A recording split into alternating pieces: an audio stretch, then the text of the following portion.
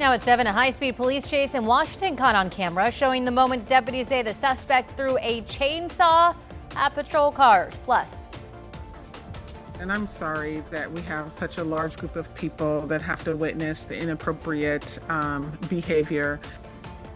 A Portland public virtual meeting put on pause after the district says someone starts posting vulgar and hate-based content. And grab your bike.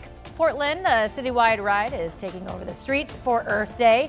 Sunrise reporter Thomas Schultz joins us with everything you need to know. Sunrise streaming live at 7 starts right now.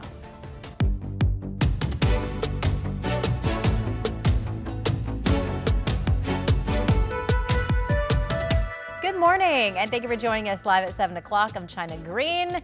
Matthew Herchick has the day off. Rod Hill and Chris McGinnis are here for a look at your weather and traffic. The rain is coming our way. Good morning. If you're watching us from Vancouver, hi, it's raining, as you know. You don't need me to tell you that, right? Here's the rain. It's dropping north to south. And so far here in downtown Portland, we are dry, but we will not be dry much longer. There you can see the 405 belt around I-5 still dry, but raining in Lombard. All of our Clark County reporting sites now showing rain. It's raining out in Troutdale and raining out through the gorge as well. So basically all of the steady rain is going to be with us once it starts for probably a good 4, 5, 6 hours. That will take us wet weather into the afternoon. There are the raindrops out along the Columbia River right now from the Vancouver, the Springs at the waterfront. Temperature has been holding right about 50 degrees across the area.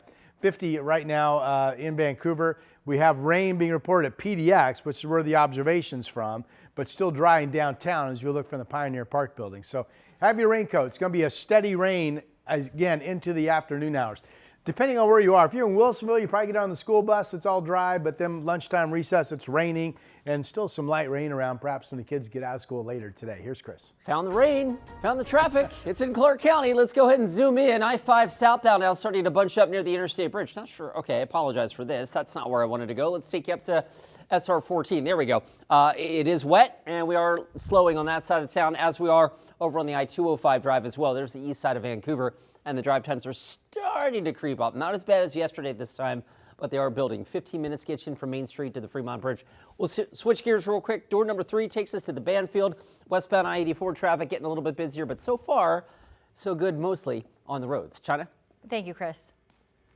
A razor-thin win by the Blazers last night in San Antonio to tie up the playoff series. The Blazers just a few points ahead with seconds to spare. A major moment in the fourth quarter when Denny Avdia sets up Robert Williams III with a slam dunk to put the Blazers up by 3 with just seconds to go. Portland takes the game 106-103. Game 3 is on Friday at Moda. Tip-off set for 7:30. We'll have more highlights from last night's game coming up at 7:30.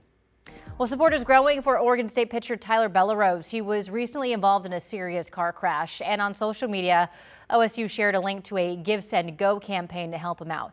According to the Post, Bellerose suffered a traumatic brain injury in the crash. He can't move one of his legs and has limited movement in one arm. The goal of the campaign was to raise $50,000 to help Bellerose and his family, but at last check, it's already blown past that goal with more than $65,000 raised. In other news headlines, the firefighter accused of uploading child sex abuse material online from a Portland fire station pleaded not guilty in court yesterday. Andrew Liditich turned himself in to authorities on Monday. At the end of August, Portland Police's Internet Crimes Against Children unit reviewed a report from an online platform about illegal content uploads. Investigators traced the IP activity to Portland Fire Station, where the material was uploaded, and identified Ligatich. Child abuse prevention advocates say knowing who your kids spend time with online and noticing personality changes can make a difference.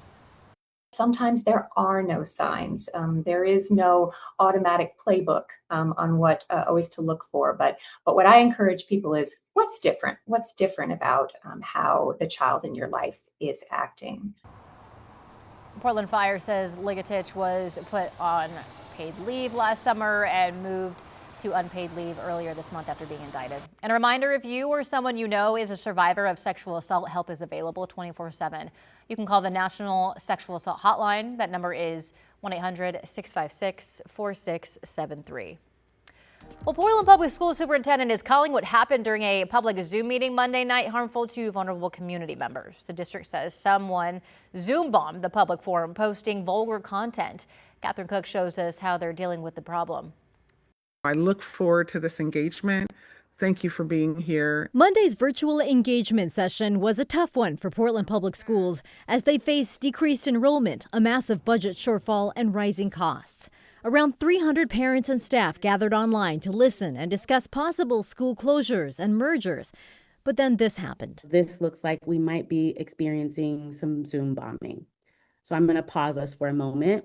District officials say someone not affiliated with PPS began posting vulgar and hate-based content. Oh, goodness, y'all. They are really tearing our screen up. The district blurred several images before posting this video on YouTube, images they described as sexually explicit and anti-Semitic. District staff took several minutes to troubleshoot the problem in real time. I do have it set to where they cannot share or a screen. This is happening in a different technological portal that is overriding what our Zoom functions are for tonight. Eventually, they found a workaround by dropping visual content and moving to verbal only. And I'm sorry that we have such a large group of people that have to witness the inappropriate behavior. And in a letter to parents on Tuesday, Superintendent Armstrong said the district is investigating the incident and evaluating their process to make sure that nothing like this happens again. We asked the district for more specifics on their current security protocol and are waiting to hear back. Well, to celebrate Earth Day, the Portland Bureau of Transportation is hosting a citywide bike bus. Across town, adults can bike along certain routes to work. Thomas Schultz joins us live now from Salmon Street Springs. So Thomas, break down more on what's going on here. Well, China, we all know that Portlanders love their bikes. Wherever you go across the city, you're going to find bike lanes, and with them, you'll probably see some cyclists. Now, with this bike bus, there are 8 different routes happening across town, so people can hop on their bikes and join in to celebrate Earth Day. Here's a map of some of those routes. You can see some of them stretch way out on the east side. One comes in from the East Portland Community Center. There's a bunch up in North and Northeast Portland, as well as a couple bike routes coming in from Southeast, from Johnson Creek and Woodstock Park, and of course, one on the west side. Don't worry, each of these bike rides will have a dedicated leader, so you don't need to volunteer to lead the pack. They all end here at the same place along the Salmon Springs Fountain at 8:15.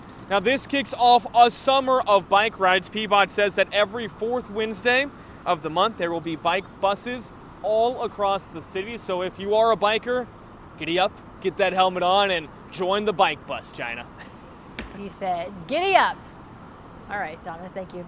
Your time now is 7:07. Headed over to Rod Hill for a look at your weather. I thought that was a horse term. I guess it's a bike term too. Anything you Giddy want it up. to be. Yeah. Okay, all right. Good morning to you. I do want to point out, and if you're going to be traveling along I-84 from the East Gorge out into Pendleton and especially up through the Blue Mountains, realize you need to check and be aware of ongoing weather conditions. There's a wind advisory up until 11 o'clock tonight.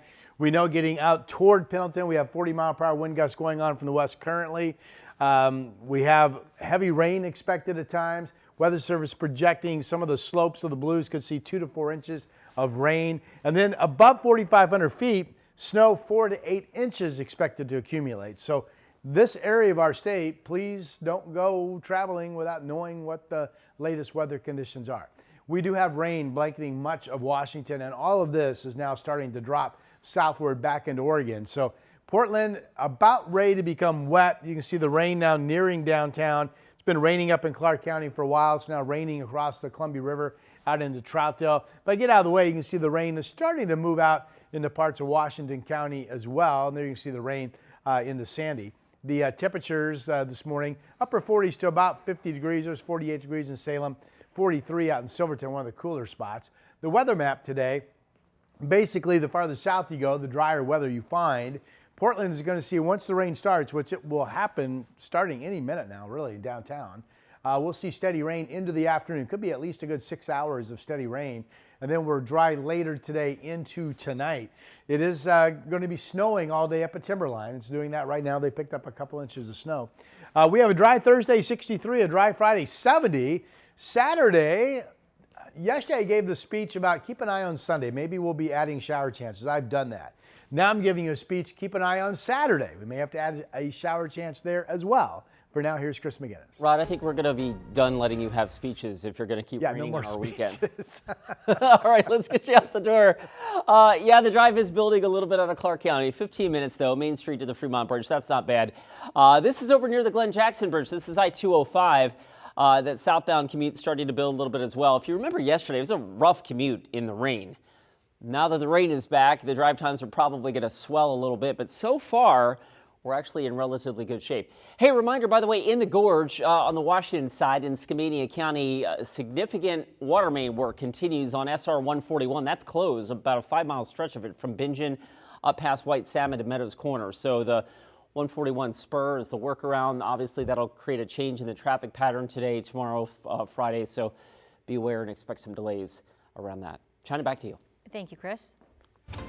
From simple fixes like weather stripping to major overhauls like solar panels, coming up, a look at how energy upgrades could save you money without big upfront costs. It's another edition of Good Energy when Sunrise streaming live at 7 continues after this.